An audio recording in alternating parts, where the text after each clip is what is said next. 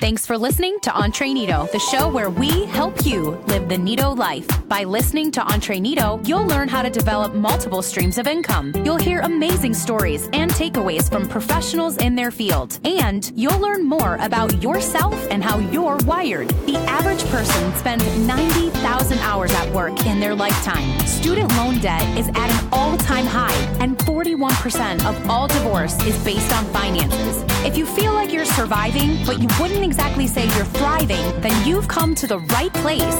Whatever stage of life you're in, Entre Nito is here to help you be a better entrepreneur. Break out of that rat race and start living your Nito life today. And now introducing your Nito host, Matt Neff. Welcome back to Entre Nito. Our guest today is Jonathan Bates, and we are talking about directionally accurate decision making. Well, welcome back to the show, everyone. Welcome to episode 114 with Jonathan Bates, directionally accurate decision making. You know how disarming landmines and bombs is difficult? Imagine doing it underwater. That's what our guest today, Jonathan Bates, has done since 1996. Jonathan is a keynote motivational speaker, business coach, entrepreneur, and veteran.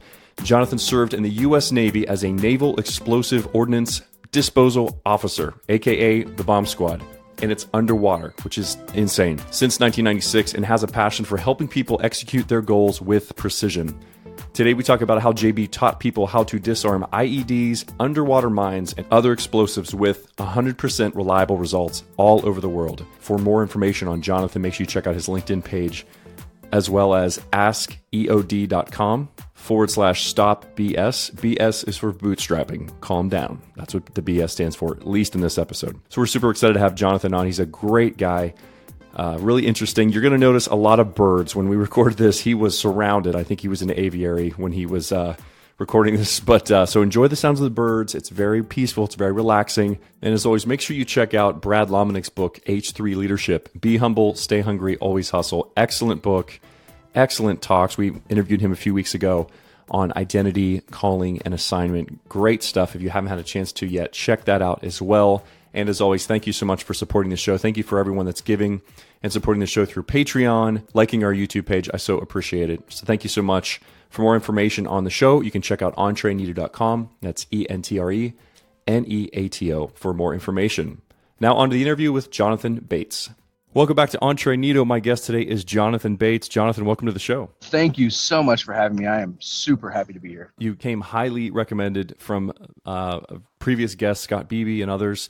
And so I'm excited to hear your backstory, man. It's pretty intense, and learn some more things today from like the military veteran side of you. The way your mind works is awesome. You are saying a lot of things today that were great, but I'm like, okay, wow, I've never thought about that before. That's really challenging me. So before we jump into your backstory and the topic for today, I'd love to get just guest plugs, anything you'd like to promote or drive our audience to. Yeah, we're putting out an amazing product to get businesses more value. So what we're doing is working you through the actual little details of the least talked about and taught subject in America, which is business credit. How to build your business credit up without having to be tied to your personal credit score, but only tied to your business EIN, so your business has more value and the cash flow to grow that it needs. So we work out all the little details to make sure that's possible. So I'd love to get into your backstory. It's very intriguing, and I'd love to hear more about it. I was in the Navy for about 23 years doing the explosive ordnance disposal thing, which is actually, it's the bomb squad for the Navy. And that whole time, all I did was, teach repeatable systems and processes to people and give, 17 to 19-year-old kids the thought process to be able to have them execute our systems and processes to be able to even disarm an IED or an underwater mine or a nuclear weapon with 100% reliable results all over the world. That's amazing. I had no idea that they put bombs underwater. That's like a new thing to me. Like I knew of the IEDs, different things like that, but I've never heard of that. That is amazing. Yeah, I think in June there was actually a limpet attack over in the Middle East. Mm-hmm. You can Google it, which is a very small piece of explosives put on the bottom of a ship.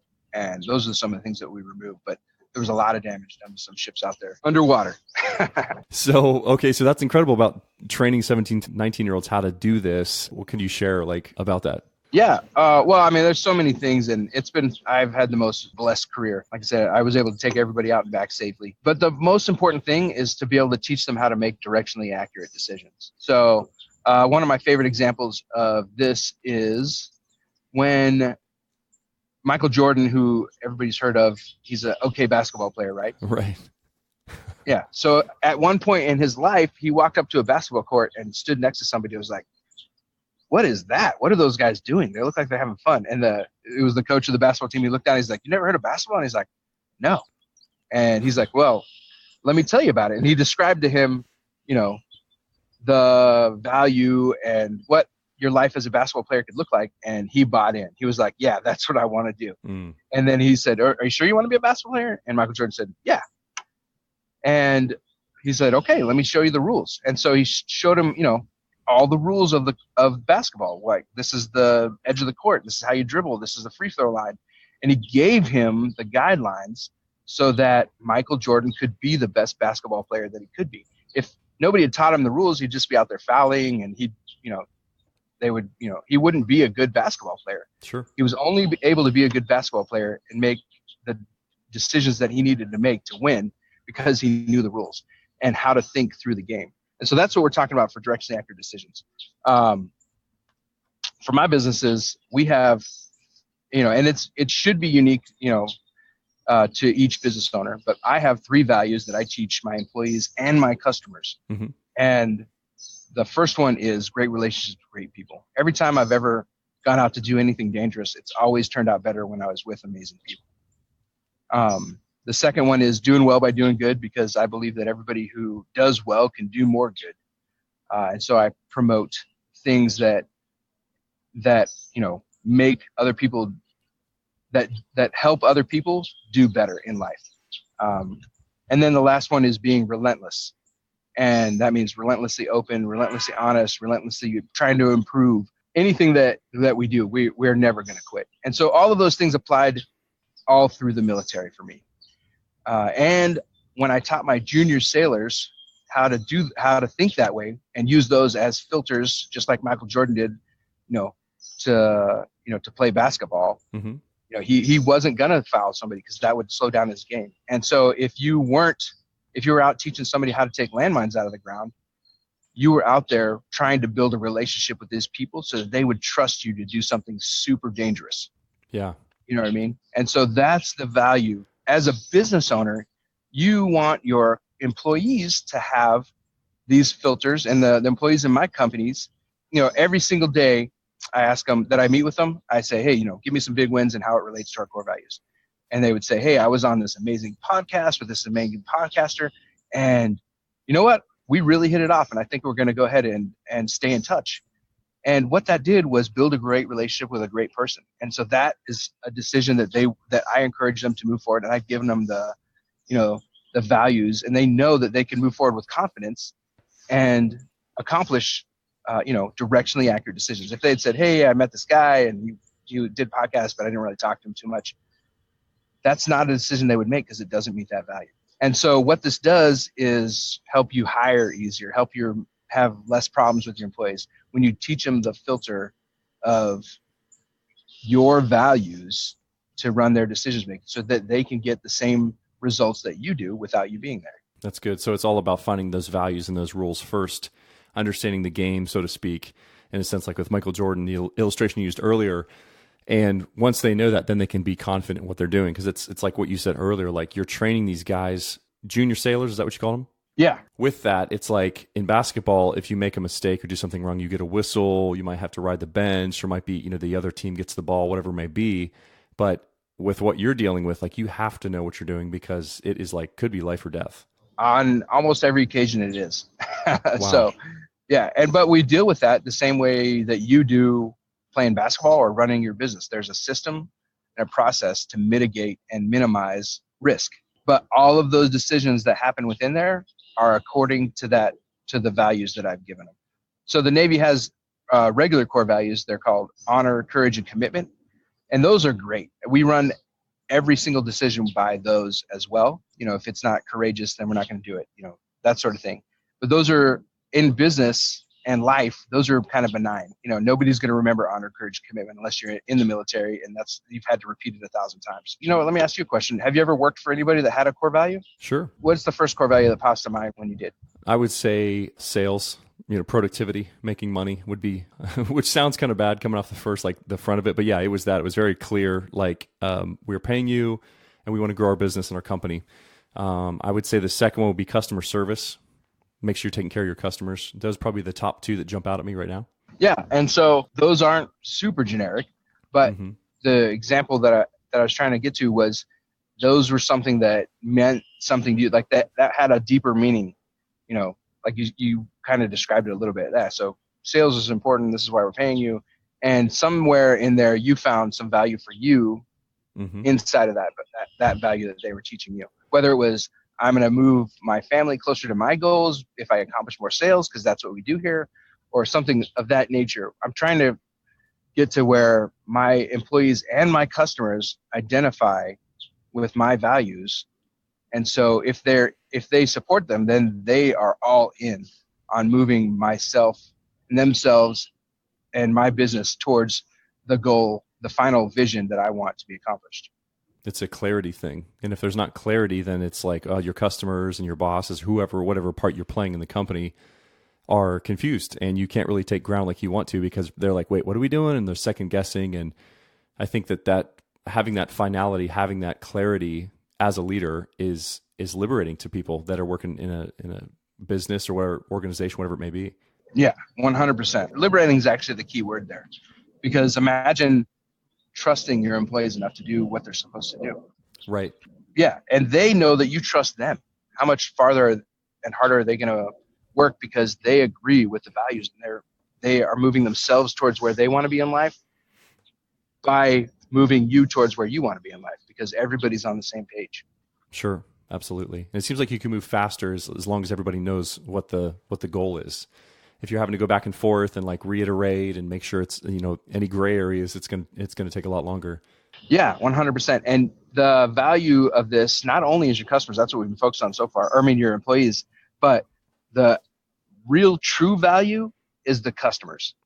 Because when you put out your values, your core values, what you represent and what you're working towards to your customers, the people that don't identify that with that, I don't know if you ever had a customer that just wasn't fun to work with. Mm-hmm.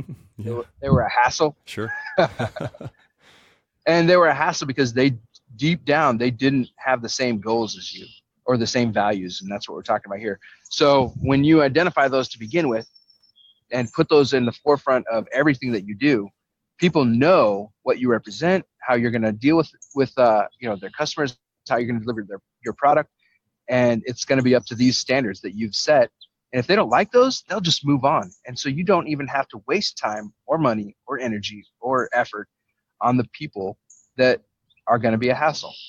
Well, and I like too what you're saying about when you prefaced it was subtle, but I think it was important too. You're like, well, what my 3 core values are for my business and my life. And I thought that was good, because that's the crucial piece, is that core values are going to be slightly different than each person and the way they run their business. But it's so crucial that they do that and they know who they are, who they're not, who their audience is, what's the win, what's the goal, what's the target, and all that good stuff. So that's super important to do for people to be introspective and look into, okay, this is what's important to me and here's why. Or this isn't as important, or here's what I want to focus on, here's what I don't want to focus on. So I like how you said that. You're like, for me personally, this is what I want to focus on. So that's good homework for all of us. If you haven't yet in your business, make sure you are developing and take time to write down 3 to 5 to 10 core values that you want for your business, for your life, whatever it may be, so you have a target to aim at. Yeah, exactly. And so let me give you a couple of, share a couple of pointers that we use when we're developing and working with other companies to develop theirs.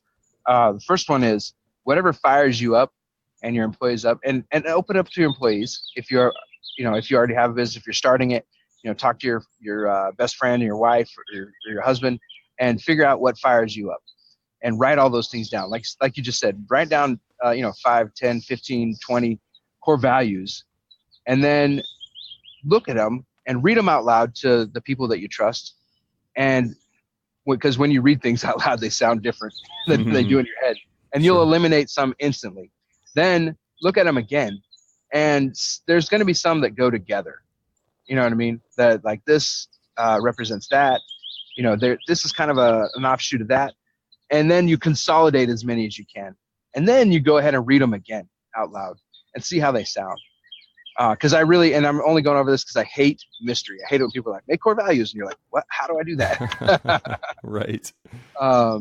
So I don't do anything that is mysterious. Right. And so you keep doing this until you've narrowed down. I would never choose more than 5 because we want these to be memorable. I want my core values. There's only 3 of them, and I let the president and the employees of each company choose 2 or 3 more, or I'm sorry, 2 more at the most, because I want them to be fast. I want them to be easily repeatable, and I want them to remember them. And most importantly, I want them to be unique to myself and the company, so that they mean something to these people. And all of those other consolidated values and the story behind them, they get put behind it. Like I said, hey, great relationship, great people. That sounds short and sweet and sounds kind of catchy, but it's because of the backstory. It's what I say after that provides so much meaning. And that's what you're trying to do when you write out your whole list, consolidate, feel what sounds good, pray about it, and talk with your trusted advisors and your families and your friends, and see, how you can consolidate things until you find something that's totally unique to you. And if you are fired up about it, that is your value. And it doesn't have to make sense. Relentless, what is that? That's one word that's relatively benign. But when I tell you that, the backstory of how, we would have, I would have died in the past if I'd just given up, or sure. Or a product wasn't quite ready in time, but we pushed through and we were able to, make a lot of money with it. Those are the kind of things. Or somebody wasn't quite satisfied with something and we pushed to go the extra mile, because that's what we do. We are relentless. That's what we're trying to get to. Things that you are fired up about. That's the filter that you put all of your business through. How you take the raw product, add value, and deliver it to your customers and make them happy because of those things. And you want it simple, you want it short, and you can have a huge backstory for each one, but you want them to be memorable and unique to you. So good. Well, we are at that time, my friend. And just one more time before we go, if you want to promote and share with our listeners anything you want to drive them to, we'd love to hear it. Yeah. You know what? I forgot to say the website in the front. Sure. But it's www.askeod.com/stopbs. And that BS stands for bootstrapping. So stop bootstrapping. And that's where we help you develop your business credit tied to your business EIN, not your personal credit, because we do not promote personal debt or business debt. But everybody knows that we need money to grow. And so when you're ready for that, we're here to help you to get the money you need to grow. That's awesome.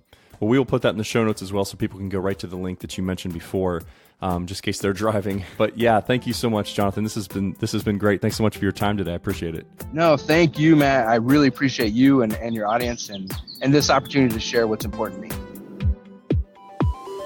Thank you for joining us for this episode of EntreNito. We'd like to invite you to visit us on the web at EntreNito.com. And here's some of the Nito things you can expect when you get there. As a token of our appreciation for tuning in, you can download a free audiobook. And that's thanks to our friends at Audible. You can purchase your very own super official, super comfy, and super trendy Nito t-shirt. Looking to take your life and business to the next level? You can sign up for a free coaching call. Have a question or comment for us? You can click contact and connect with us. All of this and more is waiting for you at EntreNito.com. Finally, don't forget to subscribe to our show and stay current on all the amazing interviews with our Nito guests. Now take what you've learned and apply it and start living your Nito life now.